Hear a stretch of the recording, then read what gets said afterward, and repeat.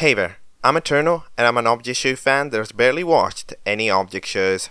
We have to fix that. Let's play Object Catchup. Hello and welcome into Object Catchup, the series where we discuss Object Show episodes right after watching them. Whether they are new or old, famous or unknown, it doesn't matter. We will get to it all. Now, so basically, I wasn't supposed to do an episode today. I'm gonna be honest, I'm pretty damn tired. However, I tuned into the stream on the Jack and Jellyfy, ended up seeing what the episode was, ended up watching it, which means that I, first of all, for both the nature of the catch-up, like to talk about episodes right after watching them, and B, I want to talk about it. So this is going to be a mini episode, the only catch-up episode for at least I planned the next very long while. That most likely won't be an hour long because I will only talk about BFDIE today, alright? And that's all. Either way, you were either getting this or getting nothing, and I think something is better than nothing, right? So, yeah, we know what we're here. Let's talk about it. January 1st, 2026. It's a big day. It is a big day. It has been over like 5 years or something since the last time a BFDI long form season has started, right? Which means that this, as the official season 6 of BFDI, is a big deal, right? In a lot of ways and a lot of factors. And even though you might wonder, this isn't gonna last too long, right? It's gonna be, they're short episodes, they aren't going to matter too much in the grand scheme of lore. People aren't going to care that much. No, they will. The thing about the things like Jack and Jellyfy does is that the people like Jack and Jellyfy, people like Animation Epic, people like even the Animatic Battle, do what these people do. They set the standard that other people end up following. They set the movement, they set the speed, they set the pace, which means that, for example, they invent BFDI minis. You'll notice other people now do minis as well, right? Because seeing a thing leads people to do things relating to that, which means that a season like this with the weekly episodes is that it directly is going to inspire something else to happen, right? Same way how, for example, the Daily Object Show got a lot of people to make very similar inspired thing, and it starts a whole trend of other shows, right? The same way that Object Full ends up inspiring so many shows around it, right? Like, it's just this type of thing that ends up, forming general the landscape around it, depending on what the big dogs do. So this is important regardless of what we're thinking here. So I think the initial reaction that a lot of people have had to the BFDIE one is disappointment. Why are we disappointed? Because it is the 100th episode of BFDI. You expect something major, you expect something big. However, we end up getting delivered an 8-minute new episode of a season. However, it's a season that's directly not it's not trying to break boundaries, it's not trying to break barriers, it is just trying to be a thing, which is a understandable disappointment when people end up having to wait for, I think, 32 hours, which is the total length of every BFDI episode combined in a live stream, to get prepared for this very season. Which, it makes 100% sense why people would be disappointed with this. However, you also need to think a little bit outside of the confines of what the experience of watching it was, right? Like, we need to separate the moment from the video. To understand BFDIE, you cannot just correlate it to, it was the 100th episode of BFDI, because you need to put it in the context of itself, not in the context that surrounds it. People in the future won't have to watch a 32-hour live stream. It's not fair to complain about the episode for that reason, right? I mean, you can complain that Jack and Jellyfy hype up stuff way too much, maybe. However, I don't think that you can harp on the episode's fault for having this hype up to it. I don't think it impacts the product itself. We need to think outside of that to properly understand BFDIE, right? And then, at the end of the day, what is BFDI at its core? The announcer is back. It is technically season 1.5, or it's just kind of a spin-off within season 1. Apparently, while, hold on, let me read this text verbatim. During Battle for Dream Island, Battle Speaker Box will sneak off the host in every game. Yeah, they fly off from time to time and do another game. So it's not technically, it says 1.5, but it's not in between the two. It's sort of in the midst of season 1, apparently, right?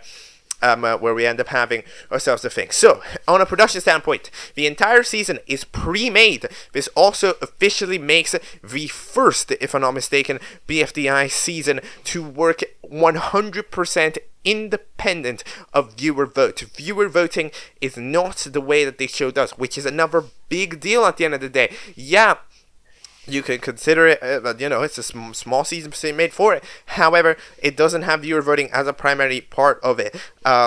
We end up seeing it at the end. There's a voting screen that will matter. However, as far as I'm aware from the information that we got, it seems that the weekly episodes, the entire season is pre-made. The entire season is done and will be releasing throughout the next 2 months, 2 to 3 months, right? Which means that like this entire situation plays off like that.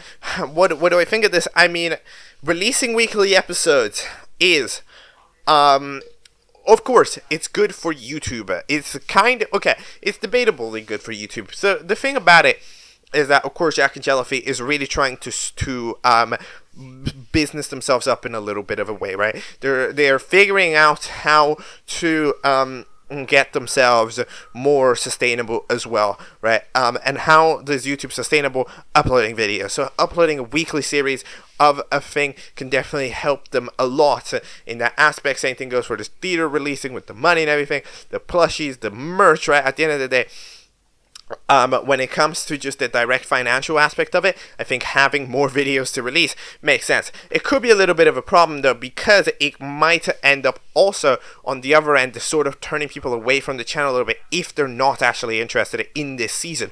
Why? Because this is going to kind of have the BFB post-blood problem. BFB ends up being done relatively fast comparatively to Teapot, and nearly the entirety of BFB plays out before getting Teapot. Like, realistically, for the entire lifespan of the weekly episode of BFDIE, it's going to be, 2 to 3 months, right, to get 8 to 10 episodes. We're going to need, the only thing that can realistically come out in that time span is Teapot 21. Teapot 21 can release within that time span. BFDIE really won't. So that means that, there's only we're only gonna see this for probably the next 2 months, and if people don't like it, it's gonna be complicated. It could potentially harm the channel, harm its performance, harm its views, right? Which could also impact them on the financial level as well. And then there is the other debate that gets made. Should BFDI have to hold itself to higher standards? Because what BFDI does, right, at the end of the day, is it does set the standard. It sets what an episode should be. They're the big dogs, right? At the end of the day, what they do is what others follow.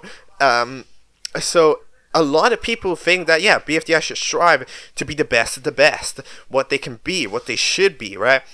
However, then there's the other flip side of the coin. The flip side of the coin where it's when BFDI tries to be the best of the best, it's maybe not going to go well. They're going to need to risk on narratives, and it's going to lose the fun and the whimsy that made it a fun YouTube series to begin with, right? So you end up having one series and one that end.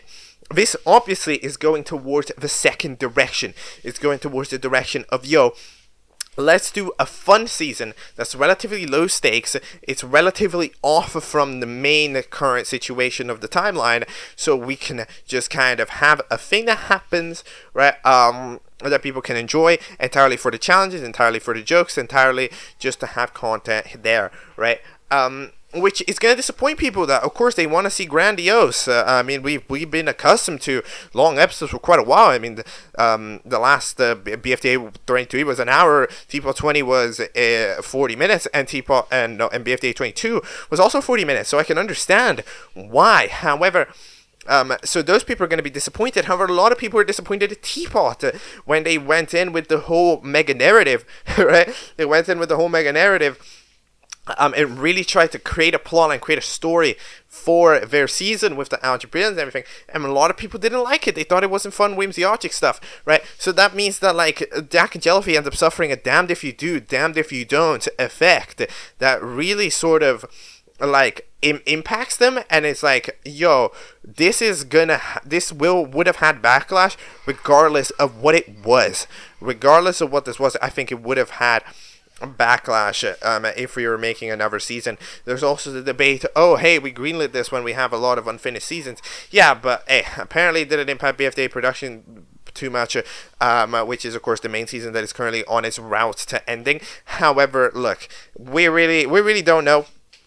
It seemed to have been made on its side. Again, it gets made all in a batch. So from the moment that we're seeing it, right, like basically if production was impacted, it was impacted in the past. And in the past, we didn't seem to realize it. So currently, the current production of T-Pod and BFDI episodes does not seem to harm the current road situation with BFDIE, right? So like the current pace of the episodes are going currently. So this doesn't impact them, even if it feels like it does. Second thing that's interesting, there is not an ounce. There is about an ounce. There is no direction by either Kerry Huang or Michael Huang in the episodes. You can see they are not credited for creating BFDIE. They're not credited for directing or writing BFDIE. That is all Sam Fernmurray's work. We do get to see Michael Huang perform Money. If you remember, a couple of weeks ago, we got to see the big old, like, a teaser that was made by Jack and Jellyfy saying that Michael was going to debut a new voice in the BFDI saga very soon. A lot of people got confused and thought this was Grandfather Clock, because Grandfather Clock ends up appearing in BFDI 23 as a cameo. That was not a new voice, that was not a new debut. We can now officially clock in. It was Money. Money was the new voice that was debuted for BFDIE. If you're curious about what I think of this voice, it's actually great. It is a very much so a pretty unique voice, and I didn't realize it was Michael at first. Now that I think about it, it makes a lot of sense. It's like fiery but pitched up. It ends up being very... It's very solid, and I'm glad that, you know, Michael still gets to have some unique voices in the locker, despite voicing so many characters throughout history. Voice acting in general in this episode was relatively solid. I really liked Jamie. I really like Beach Ball. Beach Ball's sounds and screams ended up being a very high level, and even then we had a couple of guest voice actors that now do the entire season. I mean, you can... Gooseworks now gets to voice Rose in a proper season. Remember, the voice actor Rose Ruler is voiced by Thomas Ridgewell, which is Tomska.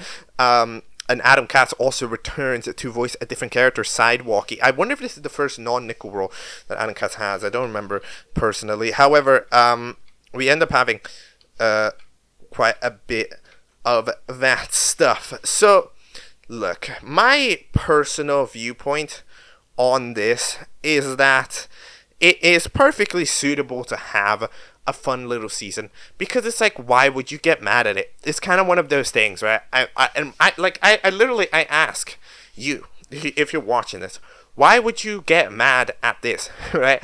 Like, it's not something that's directly going to impact like too much of what Jack and Jellyfy is doing, especially for a Jack and Jellyfy viewer, right? Like, it's not going to impact too much of what we're doing out here. We wrote a season on the side, we did a thing on the side, and now the thing that's on the side is done, and we're just releasing it to you all in one batch. Maybe the last episode with the favorite vote is not made yet, and it's going to be different, and then they're going to get to work on it. But like, on average, it's still going to be it's going to be something, you know? It's going to be something else, and it's pretty cool to have. In terms of the writing itself, because of course at the end of the day we're trying to defend a show's concept. However, is BFDIE 1 actually any good of an episode? So let's actually chat about the episode itself. We're taking a roughly we're taking a very asset itself format. That is very clean animation, but of course that's what we have arrived to expect from Jack and Jellyfy with a new cast, an entirely new cast of 12 characters. If I'm not mistaken, 1, 2, 3, 4, 5, 6, 7, 8, 9, 10, 11, 12. Yes, 12 characters. They're all new. in terms of they've never participated properly in another BFDI season, because you might be wondering, wait, but David is a returnee. No, David isn't a returnee. You gotta remember, David is a species of character. They're not a character, right? So that means that this David is a different David than the one that participates in BFDI, as far as I'm aware. Should be correct. So, yeah, there's a couple of fellas that participated in BFDI minis. If I'm not mistaken, I mean, Rose definitely participated in BFDI minis. Somebody else participated in BFDI mini, I don't remember. Beach Ball, if I'm not mistaken, participated in BFDI mini. I think Toothpaste participated in the BFDI mini. And I don't remember if the other ones did. But however, because I haven't watched the BFDI minis. However, we end up having these fellas comprise the cast of BFDIE. And then we have ourselves the challenge, play by the poll. So we end up having ourselves a very interesting written episode. It's very sort of it's really trying to be BFDI-esque, right? In the ways where it's like, you know, if you really pay attention to it, every character in this episode feels like they're a child. in a very interesting way, in a way where like these characters seem like they have really like a binary ways of thinking about friends and stuff and everything, right? Whereas, like, they don't seem to have too much going on in their brain, right? It's like Fern steps on Toothpaste's foot, and Toothpaste goes like, "We're enemies now." And it's like, bro, okay. Or like, for example, Hot Dog's complete unwillingness to switch, even after learning that is a thing that you can do, right? Like, it's very kind of childish behavior. Like, the characters, they act quite childish in the way that they move. And it does create for a more like BFDI-esque vibe to it. Even a character like Fern in the way that they kind of cry off. A character like Beach Ball also in the way that they cry off, right? Like, yeah, they all act very childish, which gives it that BFDI vibe. Because BFDI characters, originally, they acted very childish. I mean, if you look at how... just you just look at how characters go. It's insane, right? Like, I mean, imagine the original BFDI. Coiny and Fiery just kept slapping each other for no reason. Needle was completely impossible to reason with, even if somebody said something accidentally, right? Characters like Snowballs and Blocky were just bullies for no reason other than being bullies, right? Same thing goes for Mash and Pencil. They were also just kind of bullies to people like Bubble for no reason, being like, "Oh, you're so dumb," right? Like these fellas in BFDI were like this, and in a way, when you have characters written like this, it feels odd. It feels odd to write characters like this because we have had so much time devoted to trying to step up writing, to step up personality, to step up thing. Where it's like, when you take a step back, is this good? Is this what we need? Like, is this what we want? Is this what we want? Is the main question. My outcome of is this what we want is yes. I think yes. I think this makes a very solid addition to the BFDI ecosystem. I think it does. I really do. Because, like, if you imagine that Teapot seriousness is quite high. Alright, in the current status of Teapot, we're probably not having another competition episode in Teapot 21. It's gonna be multiple episodes quite a bit before that even resumes, and like it's gonna be chaos. Right? It's pure pandemonium down there because it's pure series. We've made a plot, we're working on it. BFDIA has overall been praised quite a bit for being kind of the joy and whimsy while also having plot lines and arcs going on. So it kind of feels like the best combination of the two. Have a vast ending, and as that's ending, this becoming serious. So as BFDI is ending, this comes in as a series that this comes in as a thing that can add on to the vibe of like, here's a more silly thing, and then here you can watch while we work on a serious thing, right? It's what has always been the concept at large, right? What the concept of having two things going on at the same time always has been for Jack and Jellyfy has been this vision that was stated all the way back when in the BFP Teapot split, that it was like, people either want a serious show with all of these long-standing plot lines and arcs and really high-quality animation, or people want to see more episodes more often with just fun characters that have fun interactions and simple arcs, and they get to see action happen on the screen. That's always was the divide. When they split BFB and Teapot, that's what they wanted to do. Teapot serious, BFB less serious. When they only had Teapot to work with, they brought BFDIA back for this same idea, having Teapot serious and having BFDIA less serious. And now that BFDIA is ending, this is what they're doing. Again, they have Teapot serious and they have BFDIE less serious. The main thing is that this is being released too early. That's the thing that's happening, because realistically, I think that this is probably I think that BFDIE probably should have happened post the BFDIA finish. I think it just makes more sense, right? I think people would arrive at it at more open arms, with it just being, hey, the classic era seasons are done. We can work something back into the timeline, sure, and we can have another fun thing while Teapot's going on, right? I think people would accept it with way more open arms if it was after that. However, it's one of those things where it's like, anniversary is here. There's always something for the anniversary. Teapot 21's not ready. BFDIA just happened, right? Like, it's all of these things where it's like, okay, I guess we need something out here. So BFDIE gets earlied by a couple of months to have it. At the end of the day, a BFDIE release here though, or a BFDIE release at the post BFDIA, it doesn't matter, because again, it doesn't impact the actual production schedule. It didn't impact the actual production schedule of the current set of episodes that are being worked on, and it doesn't impact too much. Right, like it doesn't impact too much. It's just that the perception of it feels twisted because of what it is. So yeah, just judge the episode by its own volition. Do you want to see the characters just be at the base, just have characters at their baseline levels that do challenges and you get to see funny things happen and that's about it? Is this what you want to see? Like this is the show that directly will let you know if it is what you want to see or if it isn't what you want to see. I think it's a nice addition to it because it has the rawest way of giving you that of that sensibility, right? Because when they did the Teapot split and they were like Teapot serious, BFB not, it can be because BFB was already so serious because of the split itself, right?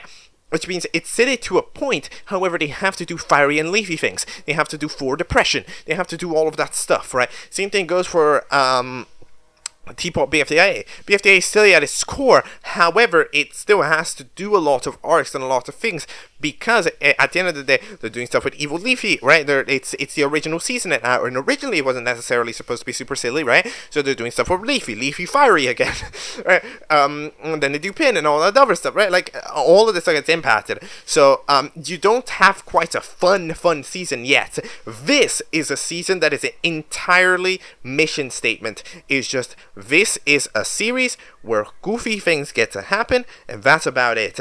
Do you enjoy that? That is going to be the question. Will it succeed at its job? Maybe. I don't know. I mean, weekly episodes, there's not going to be a lot of them. There's not going to be a lot of them. That's going to be interesting to see, man. But yeah. If we want some specifics of the episode, I mean, there's really not much to say about the episode. They jump on various polls. Apparently, this is a challenge from one I've heard. However, I have not watched one yet. But like, yeah, a couple of teams use a trampoline to get up. A couple of teams just climb. But yeah, trampoline is being useful. The announcer never manages to spot the trampoline. It's a lot of these kind of well-timed gags things that are kind of funny. We get to see some classic stuff like the beach ball dodging. The things, all that stuff. We have Needy as a character. Yes, Needy is officially a character. Beyond just Needle. So we actually have a character called Needy, which seems to actually impact. I find it interesting how Needy being super laid back and not doing the challenge does a reverse Needle, because Needle, in my opinion, is the challenge master when it comes to stuff like BFDIA. They are the most literally physically capable. They always want to do the challenges very well, and even though they maybe don't have too many friends, so they don't have those power of friendship points, Needle still manages to do very well. So I think Needy being a complete reversal of that, by the fact that they do end up, of course, win the challenge. Makes for a very, very interesting situation indeed. But yeah. Jamie ends up becoming Ruler's sidekick for the series, which is interesting. We'll see how that's going to go in the next few episodes. Again, we don't have viewer voting. It's directly performance based. The last place gets out, so that means that that is a very valid system. You just help someone do a thing and then you do it right after, right? And while acting as their servant, that also makes perfect sense. So I like Jamie.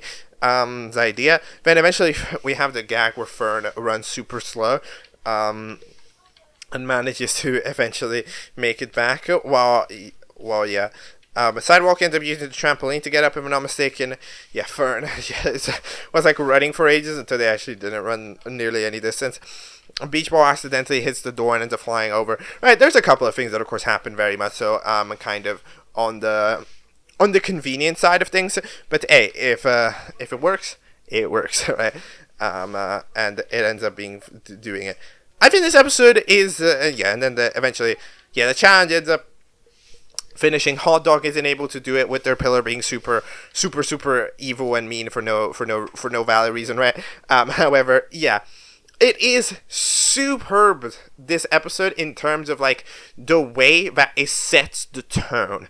This episode sets you the tone of what a fun BFDI in 2026 season would be. That's what this does. And it really is. It does that to such an extent because it's exactly what it would be. If we did BFDI original today, this is exactly what it would be. In the same way where it's like, things happen. Characters make choices. Why do they make the choices? I don't know. Why is this thing super unfair to one person? I don't know. But it's the same thing that it did with, like, for example, the point system BFDI that was super rigged towards certain characters, right? Like to specifically bullshit some characters. Then it goes like, this pillar is super rigged to bullshit on one character. Why? Because yes, that is the simple reason. And it's like, yeah, I mean, it's how it would go. The characters are both very stubborn and also very one note, but that's BFDI, right? So yeah, it's just, do we like this? Do we like this? My personal opinion is that it makes a good thing to have as the complete tone opposite of what Teapot does. I would have personally waited until after BFDIE ended, because that way Teapot 21 could have been a bigger deal 100th episode in terms of like the active thing on it, because of course people are gonna get disappointed watching a giant live stream for an 8-minute video. Like, yeah, so that's the problem that they made. And then they also made the problem of having this season start while BFDI is still ongoing. Well, so then it looks bad. Even though it doesn't actually impact the production, it just looks weird, right? That they're doing 3 things at the same time, right? So that's kind of the thing that's going on with that. But as I noticed, all of those things, they're outsider factors. They're factors based on the date. They're factors based on the live stream. They're factors based on the teasing, right? They're not factors based on the episode. The episode is what matters. And what the episode is BFDI if it was in 2026. Did we enjoy it? Well, you let me know. I didn't mind it. I thought it was cool. I think that the weekly set of this, if it can fully commit to the weekly set and build its own little community, kind of like how the BFDI minis have built their own community, I think that it can do well for itself. But hey, we're really going to have a test of time. Will people care about a BFDI in 2026? Let's find out. That is all for my discussion of BFDIE. Okay, actually, I'm gonna add one little thing. I have been known to say in the past that I think that at the end of the day, a part of the soul of an object show is lost when viewer voting is not included. And in my opinion, that's 100% true. If you make an object show in the way that a BFDI is, and then don't include a viewer vote on it, I think that you lose part of the soul of being an object show, because so much of object shows are community, right? Are the capability to drive and like have these discussions about episodes, right? And about characters and being able to vote them and having your voice be heard in a reality show. It's really interesting, right? Again, this isn't a negative on on shows. Because, like, while I say that you lose a part of the soul, again, you can fill it in with another part of the soul, right? Kind of like how, you know, the big non-competition shows, they end up adding in so much soul of their own with this type of super stronger narrative, right, that you just cannot do without it. That is fine. So if you just did BFDI but without viewer vote, I think that so much of the soul of that show would be lost. However, you can add in your own. But then what about this? Because this doesn't have viewer votes. However, it's is relatively, like, you know, it's very BFDI. So does this lose itself a part of its soul? My opinion is that it can. However, first of all, I have to let it cook, right? Because there is a voting, and apparently it will be important. I don't know how exactly that works. However, that's kind of the debate. Is this a meaningless meandering vote for the sake of it? Or is it something? Because a lot of shows do vote for your favorite contestant and then have that vote not matter. It's just there for the sake of knowing, right? People do that a lot. Which means that this could be that. If this is that, then yeah, maybe I would say that the show has lost a little bit. Not too much, because I would understand, right? For the sake of getting weekly episodes, that I 100% would understand, right? Like, it would lose a part of its soul for a reason, but I would understand it. Like, I wouldn't like it, but I would understand it. But then, it just kind of depending on what this vote is. Apparently will be important, right? So, it's interesting. I don't know how it would be important if they have made all the episodes preemptively. They could have always potentially worked the episodes around it by having, like, different variations made for who's the favorite, possibly. However, I don't know. We're really just gonna have to see what we end up doing. But yeah, if this vote is completely and entirely meaningless, then yeah, I would say that this show does